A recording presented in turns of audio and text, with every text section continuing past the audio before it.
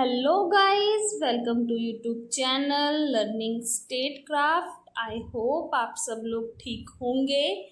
Class शुरू करने से पहले please like, share and subscribe the channel. Last class में हमने हमारा टॉपिक किया था काइंड्स ऑफ सॉवरेनिटी, जिसमें हमने 6 काइंड ऑफ सॉवरेनिटी की थी। नॉमिनल और titular sovereignty, real sovereignty, D jure and de facto sovereignty, legal sovereignty, political sovereignty and popular sovereignty. इन्हें हमने इन डिटेल में किया था। आई होप क्लियर हो गया होगा। आज की क्लास में हम हमारा नेक्स्ट टॉपिक करने जा रहे हैं theories of sovereignty. Let's start the class. First theory है हमारी theory of limited sovereignty. The theory of limited sovereignty challenges the classical idea that a sovereign power is absolute and unrestricted. Instead, it argues that even the highest authority in state can and should be constrained by laws, morality, or the other principles. Core concept: sovereignty is not absolute.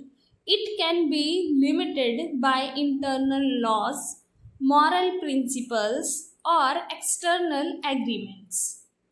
The sovereign, example, a monarch, parliament, or government, is subject to be the rule of law, cannot act arbitrarily. यहाँ पे the theory of limited sovereignty, सीमित प्रभुसत्ता का सिद्धांत ये मानता है कि राज्य में जो प्रभुसत्ता है वो निरंकुश नहीं होती है। उस पे हम सीमाएं लगा सकते हैं, उसे सीमित कर सकते हैं।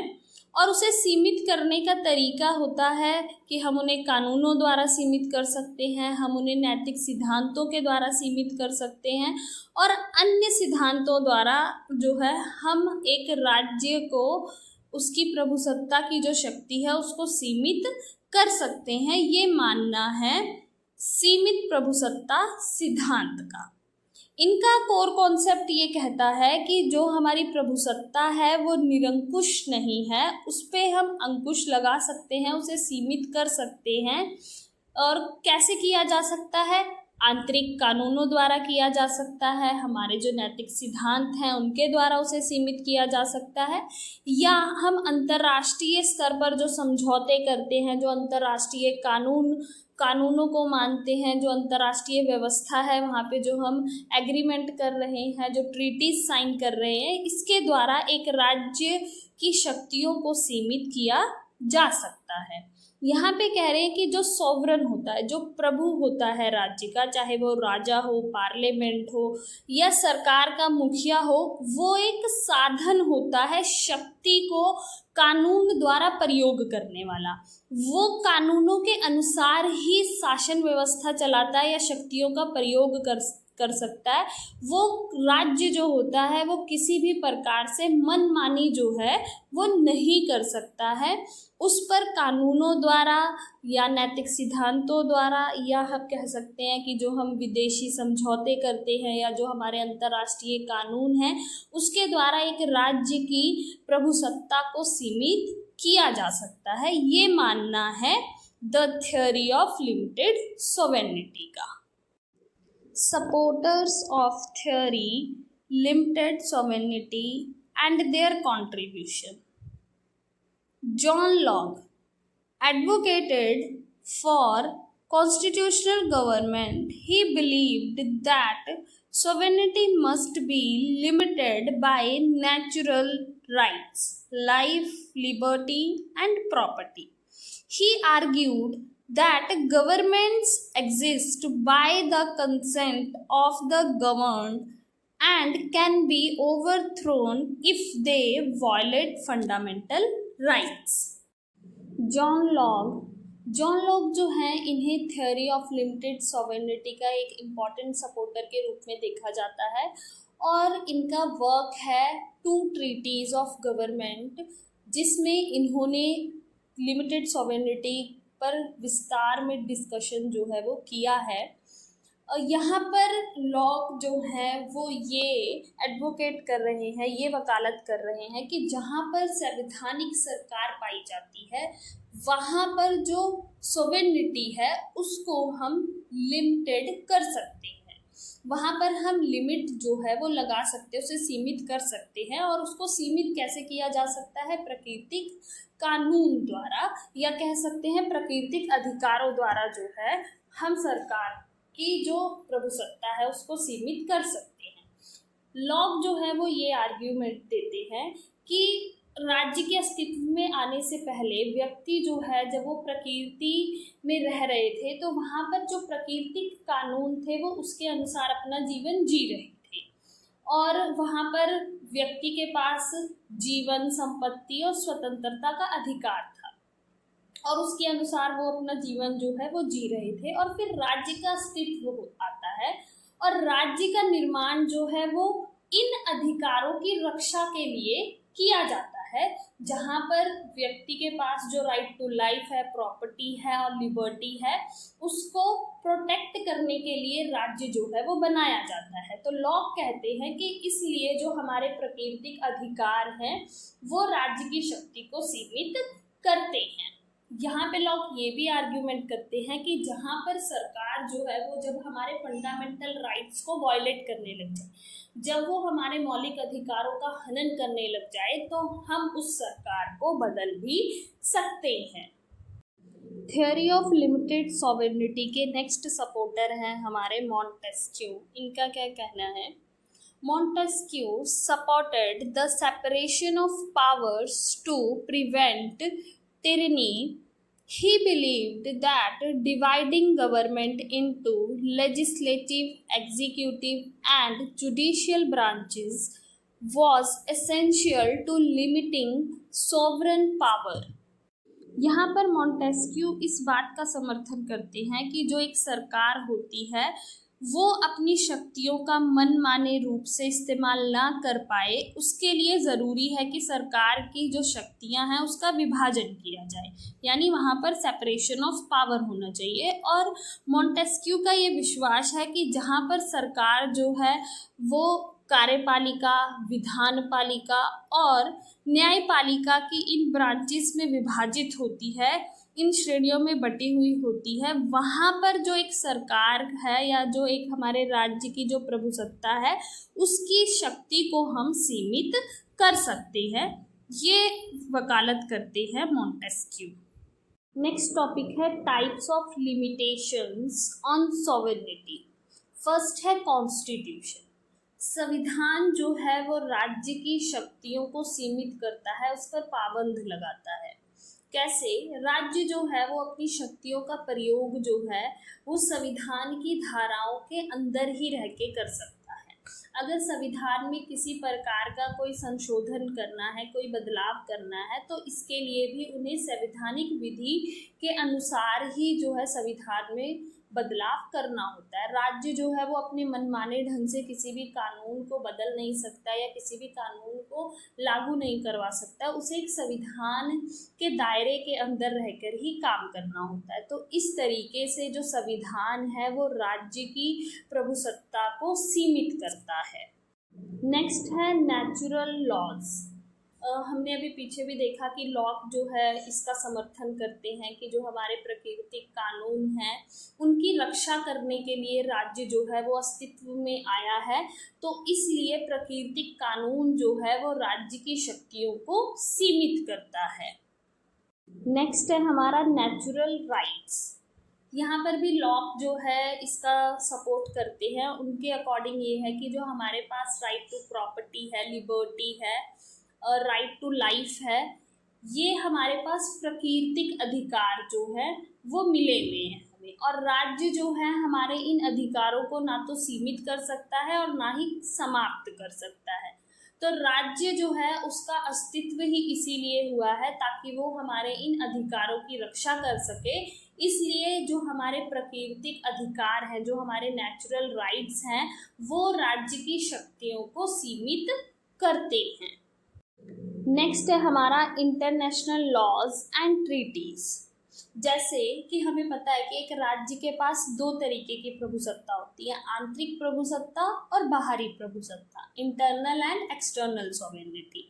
तो इंटरनल सॉवरेनिटी को सीमित करने के लिए हमारे पास कॉन्स्टिट्यूशन है। ठीक उसी तरीके से जो हमारी एक्सटर्नल सॉवरेनिटी है उसको सीमित करने के लिए हमारे पास अंतर्राष्ट्रीय कानून है, समझौते हैं, और इन अंतर्राष्ट्रीय कानूनों और समझौतों के द्वारा ही एक राज्य की जो बाहरी प्रभुसत्ता है उसको सीमित किया जाता है। और आज के समय में जो अंतर्राष्ट्रीय कानून है या जो हम ट्रीटी संधियां जो हम साइन करते हैं, सभी राज्य जो हैं इनका सम्मान करते हैं। तो इस तरीके से जो हमारे इंटरनेशनल लॉज हैं, ट्रीटीज हैं, ये एक स्टेट की एक्सटर्नल सॉवरेनिटी को सीमित करते हैं। नेक्स्ट है हमारा पब्लिक ओपिनियन। अगर हम लोकतांत्रिक राज्य की बात करें तो वहाँ पर जनमत का बहुत महत्व होता है। कोई भी राज्य जो है वो जनमत के विरुद्ध नहीं जाना चाहता है, क्योंकि कई बार क्या होता है कि जो सरकारें होती हैं उन्हें भी जनमत के आगे झुकना पड़ता है, क्योंकि जनमत ही है जो आपको सरकार में बैठने का मौका देती है। तो इसलिए जो जनमत है, जो पब्लिक ओपिनियन है, ये भी राज्य की शक्ति को सीमित करता है। नेक्स्ट है हमारा रिलीजन। धर्म जो है ये भी राज्य की शक्ति को सीमित करता है, क्योंकि व्यक्ति जो है वो धर्म से जुड़ा हुआ होता है, वो किसी भी प्रकार का हस्तक्षेप जो है वो अपने धर्म में सहन नहीं करता है। यही कारण है कि राज्य जो है वो सभी धर्मों का सम्मान करती है और हर धर्म को मानने या हर धर्म को अपना प्रचार करने का उचित अवसर जो है वो प्रदान करती है। तो इस तरीके से जो धर्म है वो भी राज्य की शक्ति को सीमित करता है। नेक्स्ट है हमारा कस्टम्स एंड कन्वेंशंस, रीति रिवाज और प्रथाएं। जब कोई कार्य जो है वो बार बार किया जाता है तो वो एक प्रकार के रीति रिवाज या प्रथा जो है वो बन जाती है, और वो एक मानव जीवन का कह सकते अभिन्न अंग बन जाता है, क्योंकि वो उसी तरीके के व्यवस्था में रहने का आदी हो जाता है। और अगर आप किसी व्यक्ति को उस व्यवस्था से बाहर निकालोगे तो वो आपके विरुद्ध जाएगा। तो इसलिए कोई भी राज्य जो है वो व्यक्तियों के रीति रिवाज या प्रथाओं के बीच में नहीं आता है या उसका विरोध नहीं करता है, क्योंकि उसको पता है नहीं तो वो व्यक्ति जो है वो उनके विरुद्ध हो जाएगा, और राज्य कभी भी नहीं चाहेगा कि कोई भी उसके विरुद्ध जाए। तो इस तरीके से जो रीति रिवाज हैं वो भी राज्य की शक्तियों को सीमित करते हैं। नेक्स्ट टॉपिक है हमारा criticism of the theory of limited sovereignty. First है इसमें there is nothing like natural laws. यहाँ पर जो सीमित प्रभुसत्ता के सिद्धांत के आलोचक हैं उनका कहना ये है कि प्राकृतिक कानून नाम की कोई चीज़ नहीं होती है, और आज के टाइम में प्राकृतिक कानून की बात करना जो है वो व्यर्थ होगा, क्योंकि कानून का मतलब वही होता है जो राज्य द्वारा स्वीकार किया जाता है। जो जिस कानून को राज्य स्वीकार कर ले वही कानून होता है, और अगर जिन कानूनों को राज्य जो है वो स्वीकार नहीं कर रही है तो ऐसे कानूनों का कोई महत्व नहीं होता है। तो इसलिए जो हमारे प्राकृतिक कानून हैं ऐसी कोई भी चीज़ जो है वो एग्जिस्ट नहीं करती है, ऐसा कहना है आलोचकों का। नेक्स्ट है natural rights do not limit the power of state. यहाँ पे आलोचकों का कहना ये है कि जो प्राकृतिक अधिकार होते हैं वो राज्य की प्रभुसत्ता को सीमित नहीं करते हैं, क्योंकि राज्य जिन व्यवस्थाओं को स्वीकार करेगा वही अधिकार बनेंगे, और जब राज्य किसी भी व्यवस्था को स्वीकार नहीं करता है, उसको स्वीकृति नहीं देता है, तो वो अधिकार नहीं माने जा सकते। तो इसलिए जो हमारे प्राकृतिक अधिकार हैं वो राज्य की शक्ति को सीमित नहीं करते हैं, क्योंकि जो अधिकार हैं वो भी राज्य की स्वीकृति के बिना नहीं मिल सकते।